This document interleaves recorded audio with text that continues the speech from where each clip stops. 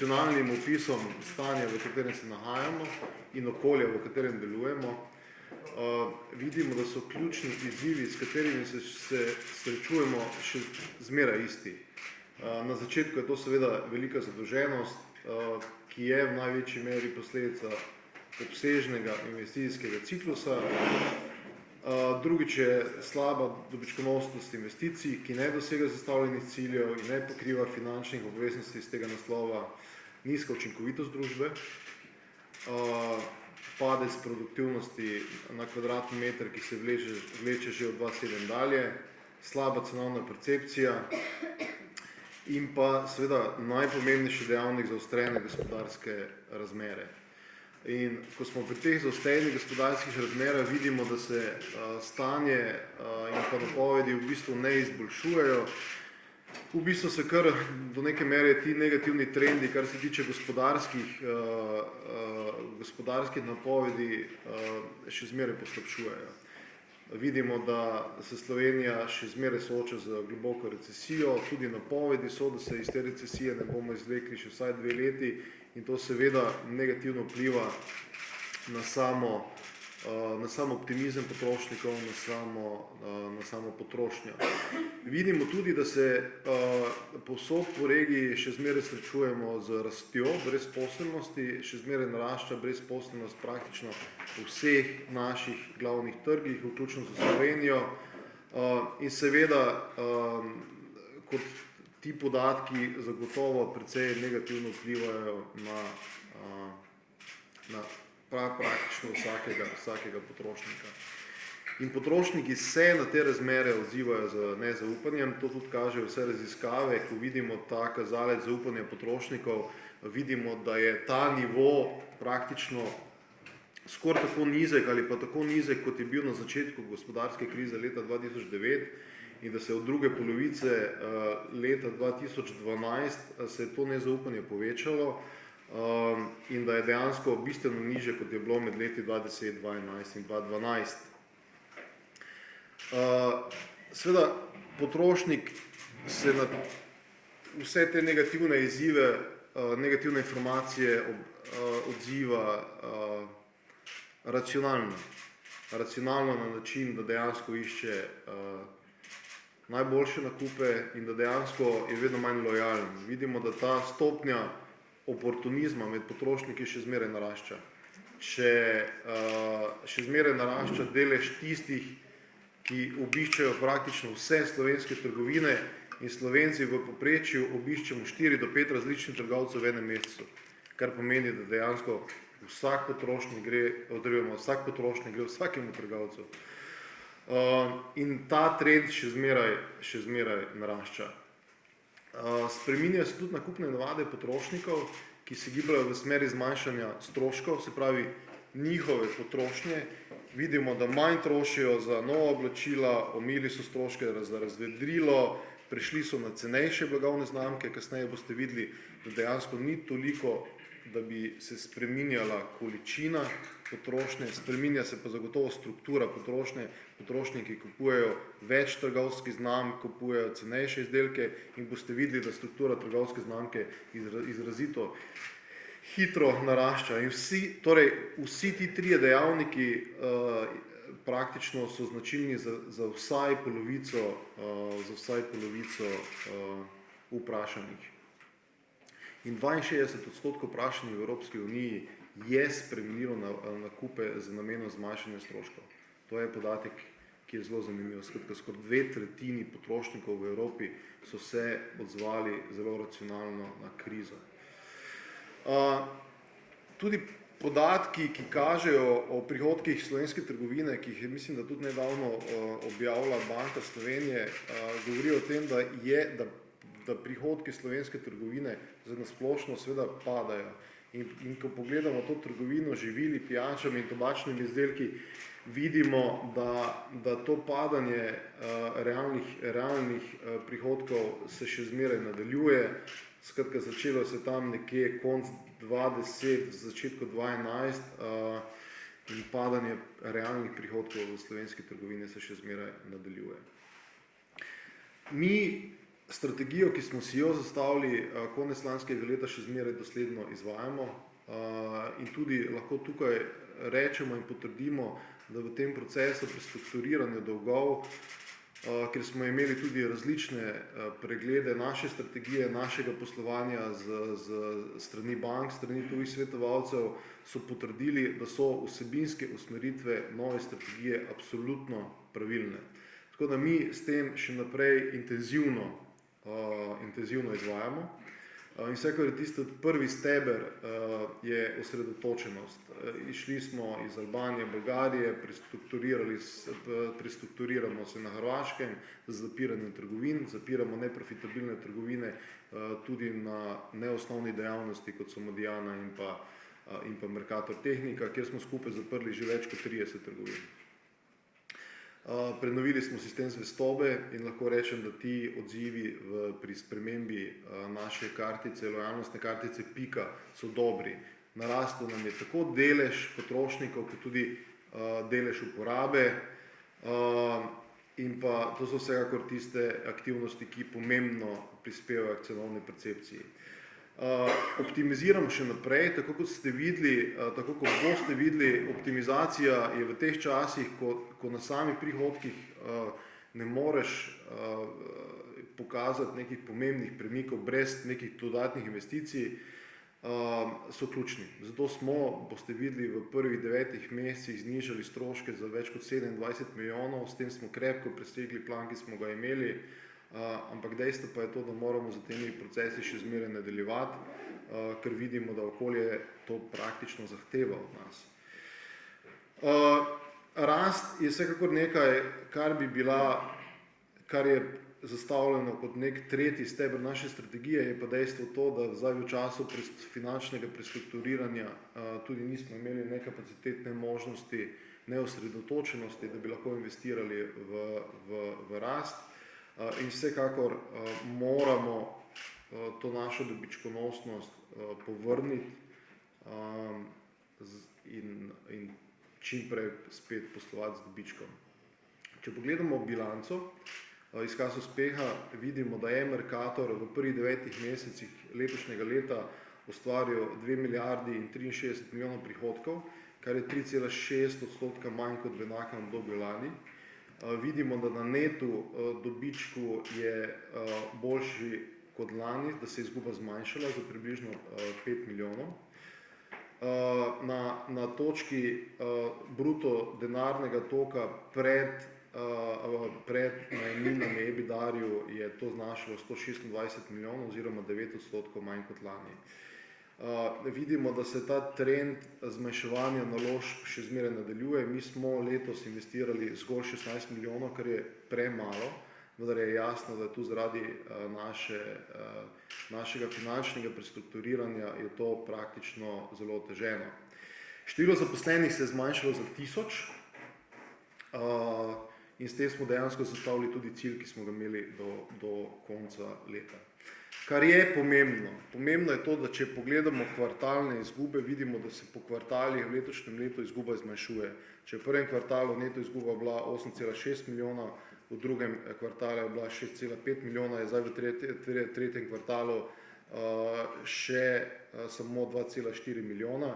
Tako da ta pozitiven trend zmanjševanja neto poslovnega izida se seveda se kaže. Kljub temu, da so razmere zagotovo zelo zaostrene.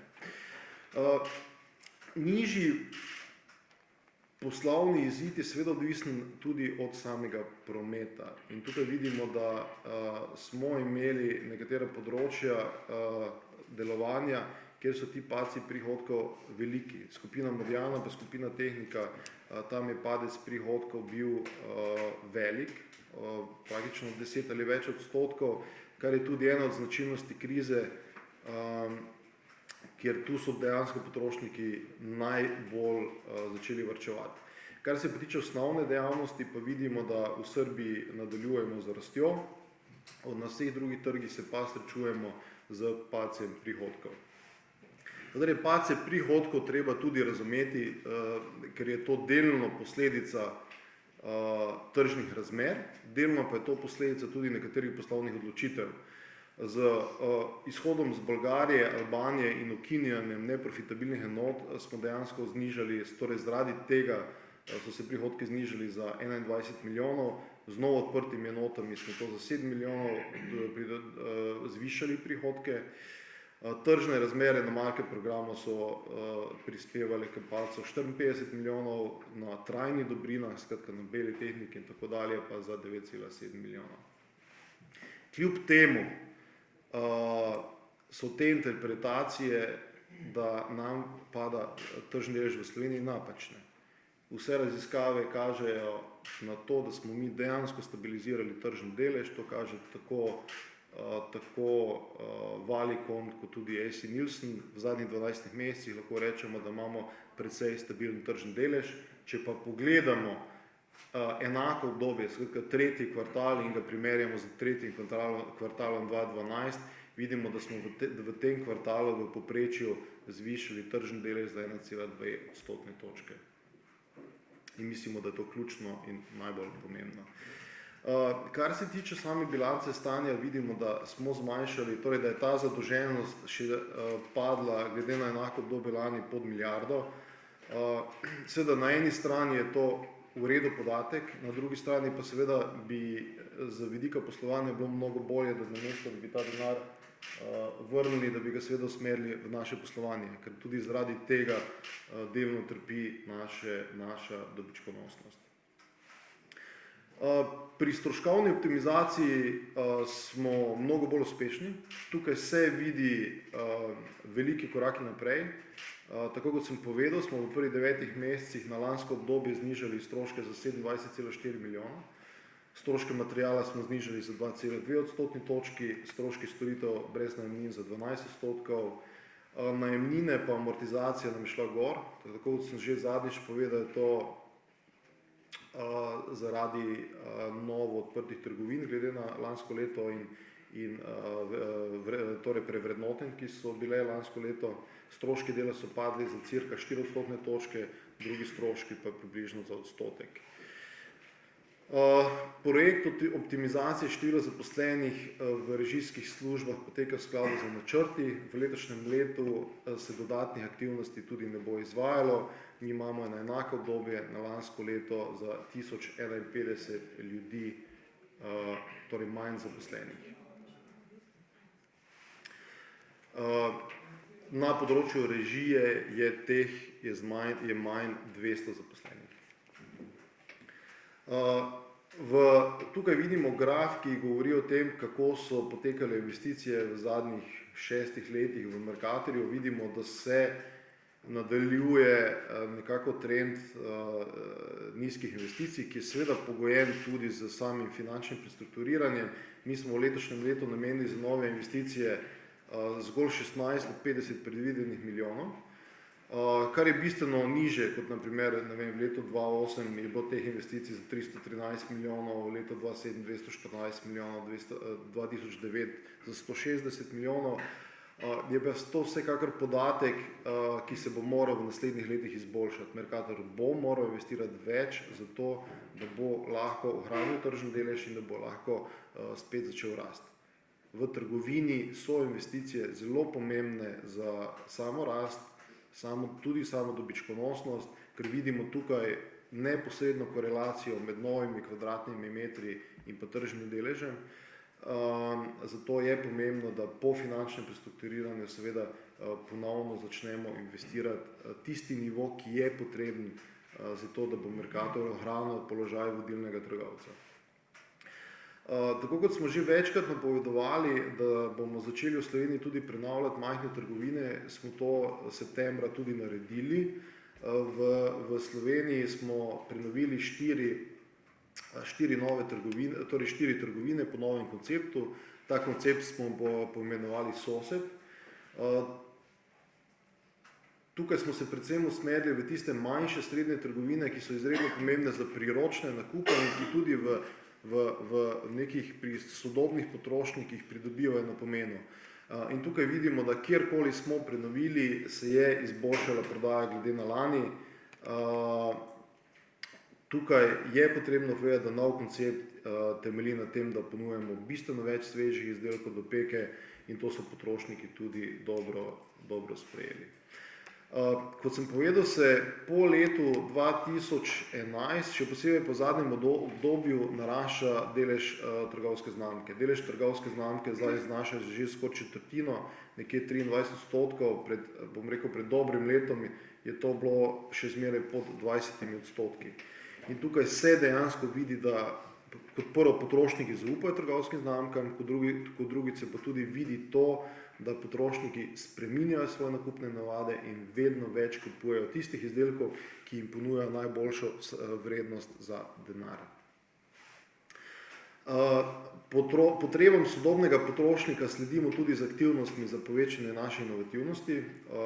Tako kot sem povedal, uvajamo ta banner sosed, sodelujemo z dobavitelji iz domačih krajev. Tu vsekakor je potrebno povedati, da je Mercator v zadnjih 12 mesecih naredil izredno velike korake naprej pri širitvi ponudbe ali pa integracije ponudbe lokalnih pridelovalcev na področju sadja, zelenjave in mesa, tako da lahko rečemo, da imamo zagotovo daleč največji delež teh izdelkov.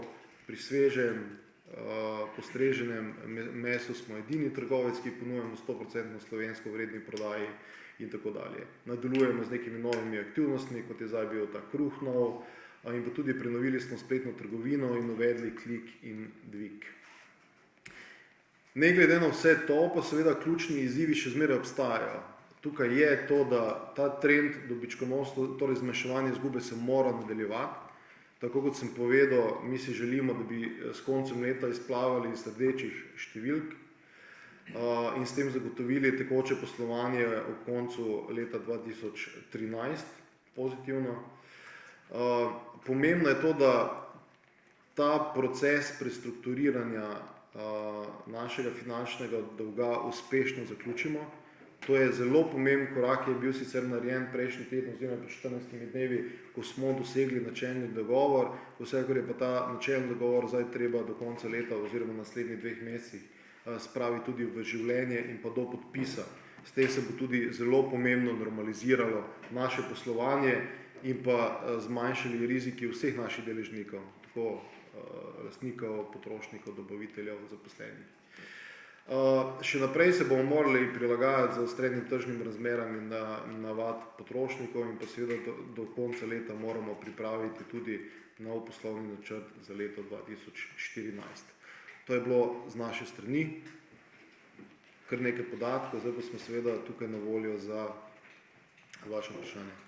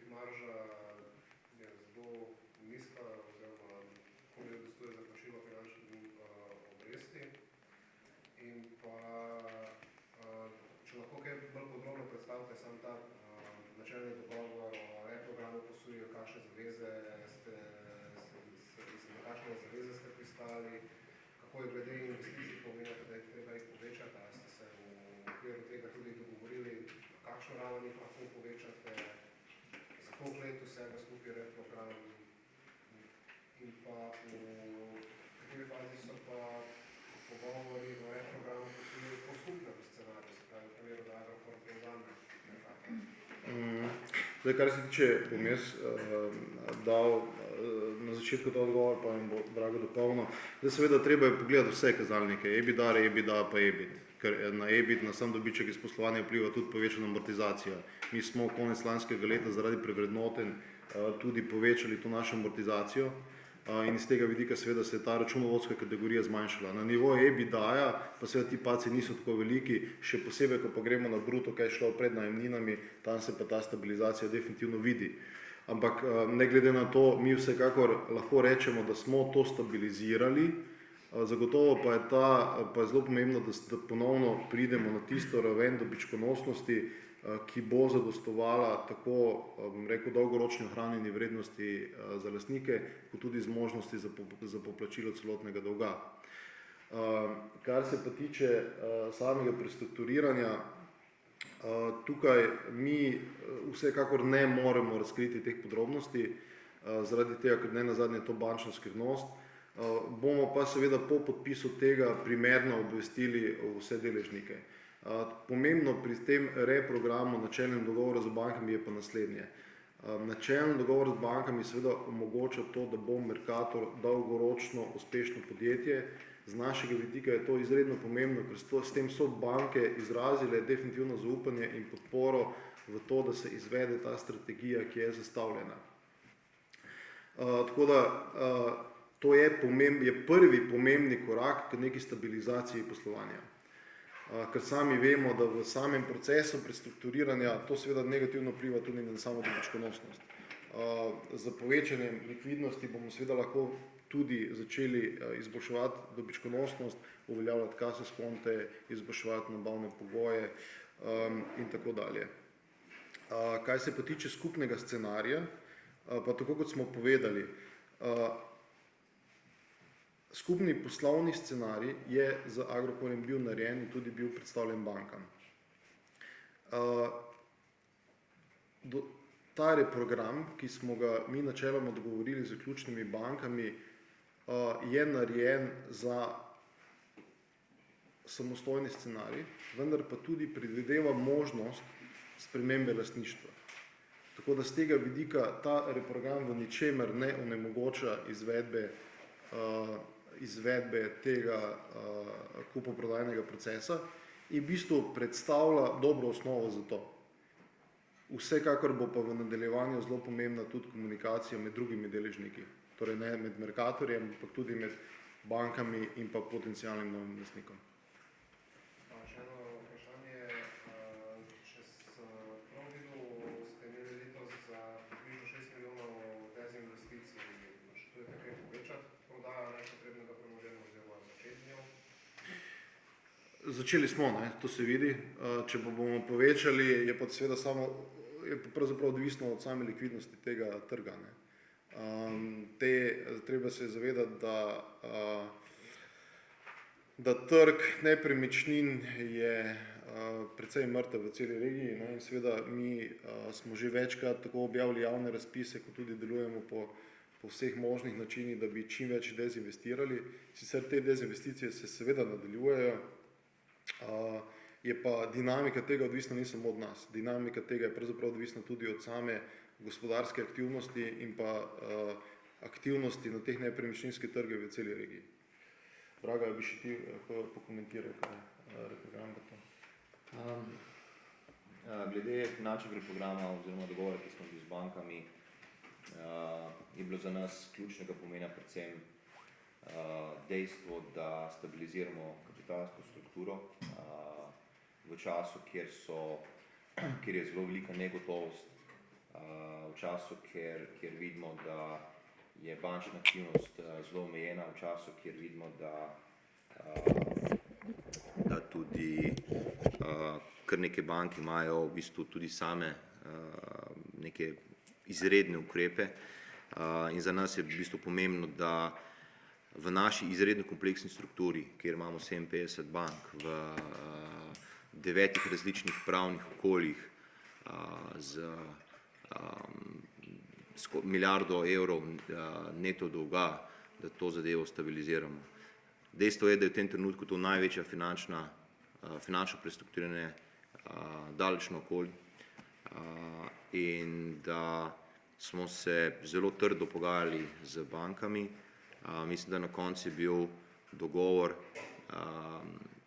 dogovor nek kompromis vseh strani, kjer nam zagotavlja kot družbi predvsem to, da postanemo normalna družba, da se ne ukvarjamo vsak dan z nekimi težavami na bančnih stranih, se pravi, da stabiliziramo kapitalsko strukturo naše pasive.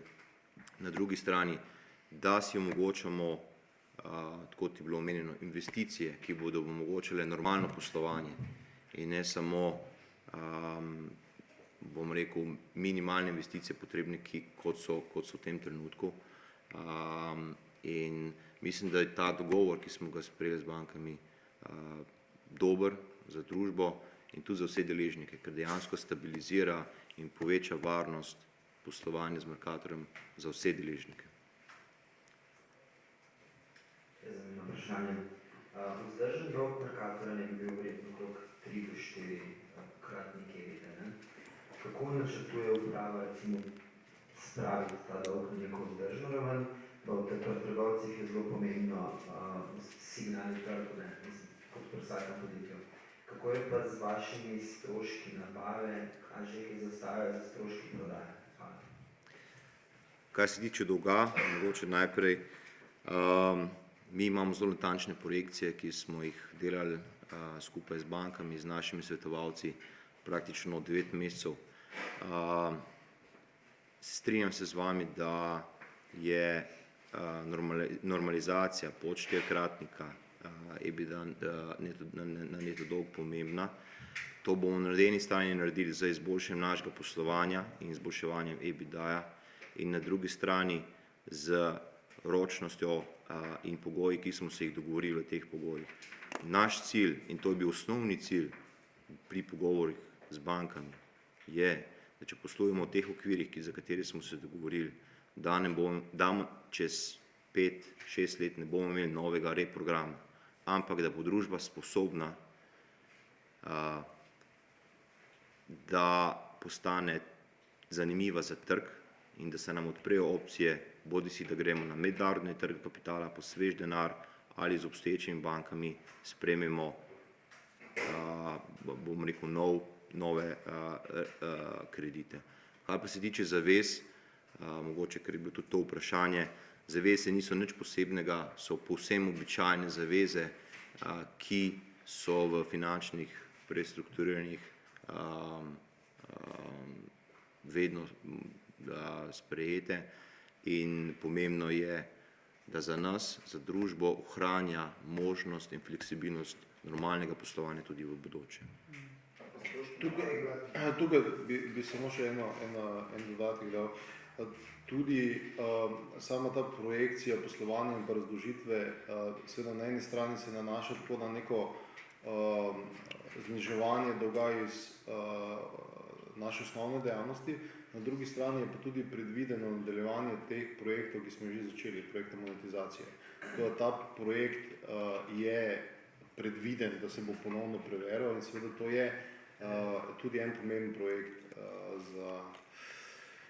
za zniževanje dolga. Mi bomo v naslednjem letu po zaključku finančnega prestrukturiranja ponovno preverili interes na trgu. Kot smo že večkrat javno povedali, je interes odvisen od na eni strani makroekonomskih razmer in ratinga države, na drugi strani stabilnosti družbe. Kar se tiče makroekonomske situacije, sami pač ne moramo veliko vplivati, kar pa se tiče stabilnosti družbe, pa mislim, da smo naredili pomembne korake, ko bomo podpisali ta finančni reprogram in s tem se verjetnost izvedbe monetizacije močno poveča.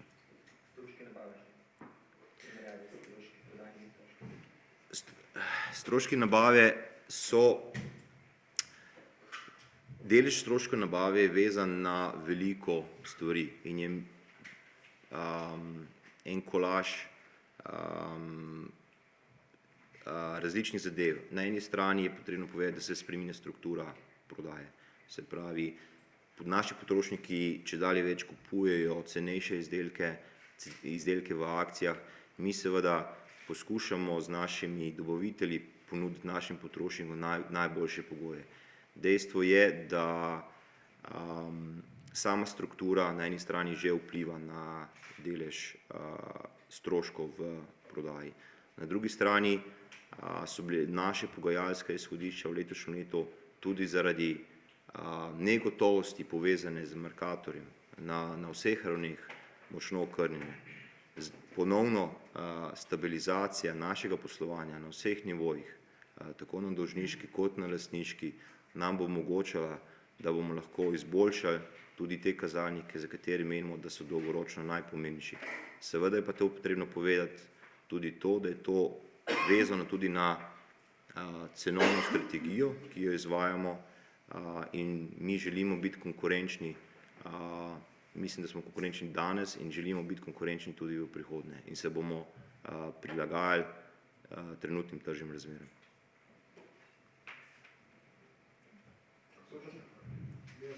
Vi imate to, recimo, to finančno prestrukturiranje in vse te stvari usklajeno z Agrokorjem.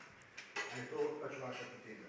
Glede na to, da pač banke gledajo na ta načrt, rekli ste, da lahko tudi pod drugim lastnikom, Agrokor se strinja s tem prestrukturiranjem in tem dolgom. Hočem vprašati to, kdaj namerava on plačati kupnino, če sploh, in kako je s tem zadevam, ker vemo, tukaj je zadolženo zelo velik problem. To je zelo kompleksno vprašanje. Poskušam na prvi del vprašanja odgovoriti.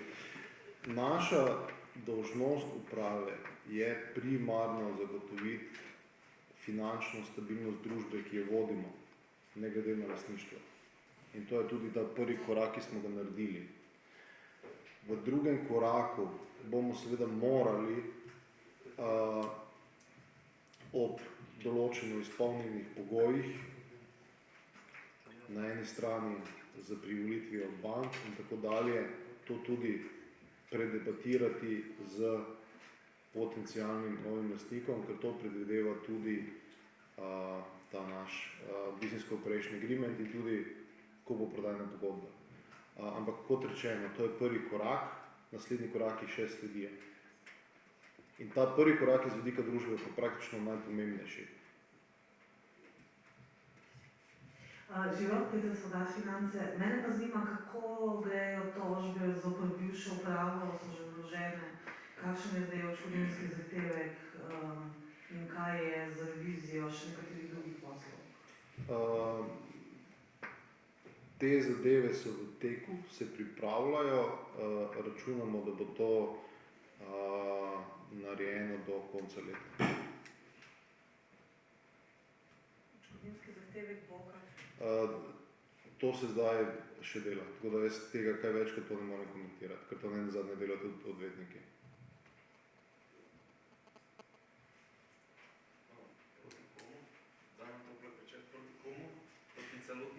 Ni, poglejte, treba nekaj razumeti. Nadzorni svet je na svoji, se pravi predzadnji seji, ne včerajšnji seji, pač ugotovil, da obstajajo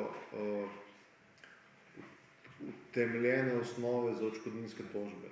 Proti komu, kakšna je višina in tako dalje, s tem pa se zdaj dejansko še ukvarjajo odvetniki in tudi pripravljajo podlage oziroma same tožbe. Ko bo to narejeno, bomo mi seveda tudi obvestili o vseh teh elementih, o katerih seveda vi danes sprašujete in vam v bistvu teh odgovorov danes še ne moramo dati.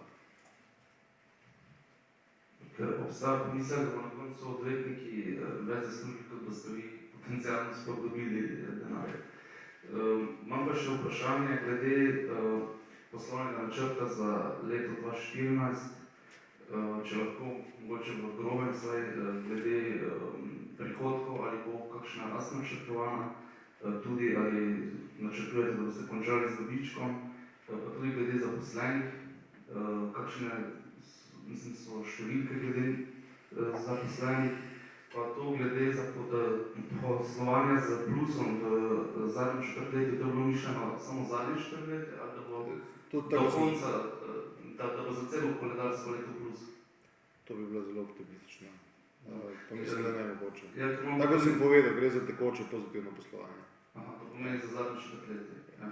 Ker večina konkurentov pa posluje z dobičkom, zato smo videli tudi ti diskontarji, ki do zdaj so poslovali z minusom, so uspeli tržni delež, tako dvomim, da jim padal, no, pa tudi če bi jim padal, so uspeli preobrniti v pozitivno. No. Tako da zdaj, če imam prave podatke, ste samo vi pa tuš z minusom. Hvala. To je bilo vprašanje, ali kaj je to bilo? Ja, tudi ja. Za naslednjo leto, ko boste poslovni načrt.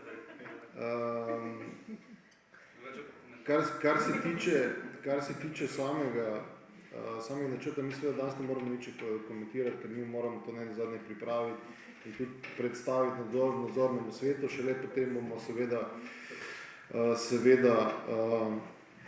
seveda tudi predstavili to na SEO-netu vsem delničarjem in pa tudi vsem zainteresiranim javnostim.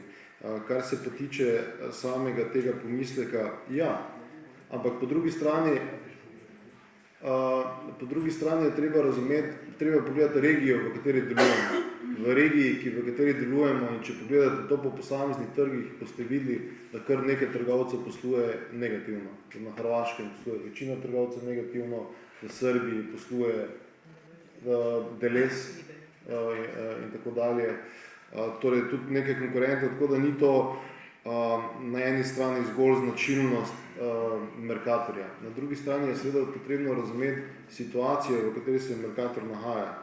Mercator je prišel v krizo nepripravljen tako za vidika strukture stroškov, ker je delež stroškov, ki jih mi potrebujemo, torej delež marža, ki jo mi potrebujemo zato, da smo profitabilni, je nadpoprečna glede na ostale trgovce, hkrati je pa tudi naša zadolženost nadpoprečna glede na ostale trgovce.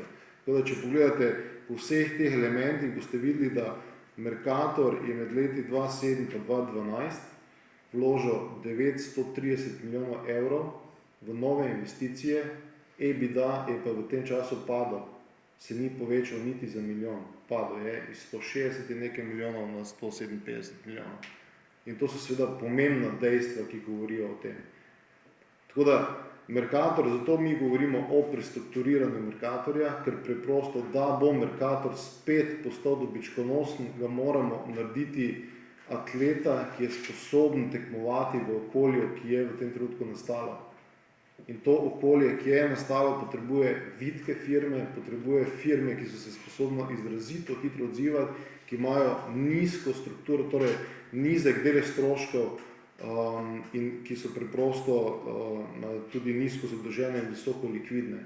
Trgovec mora vlagati svoj denar v potrošnika in v prodajne police, v dobavitelje, skratka v tiste dele poslovanja, ki mu delajo dobiček, manj pa v nekatere druge dejavnosti.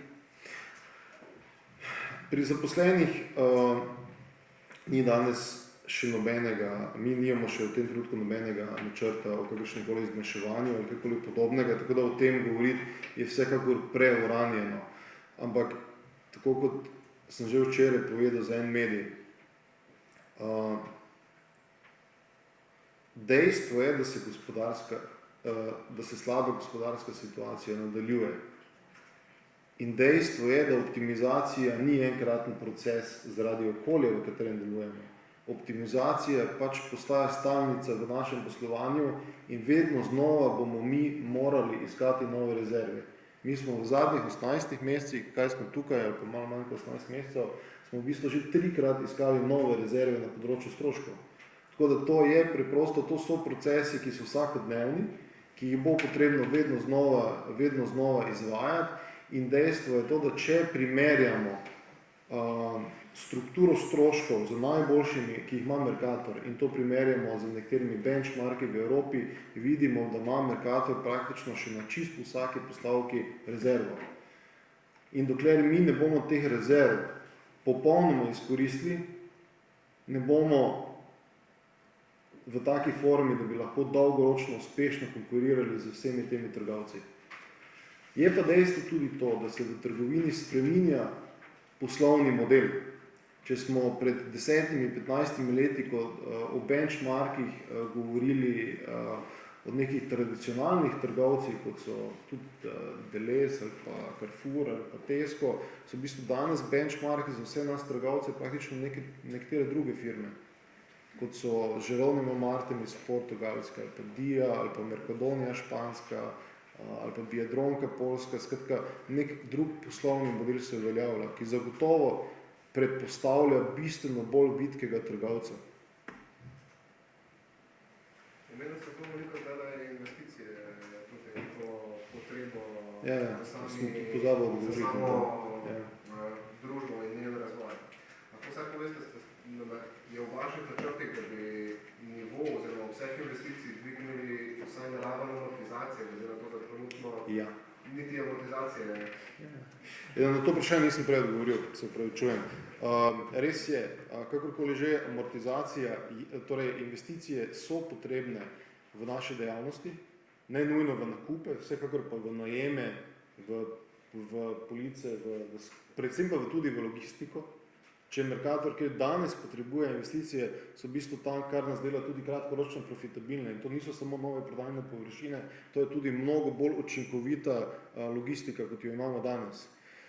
In mi predvidevamo, da bomo tudi v tem finančnem prestrukturiranju, tudi banke so potrdile to naše razmišljanje, da moramo povečati nivo investicij.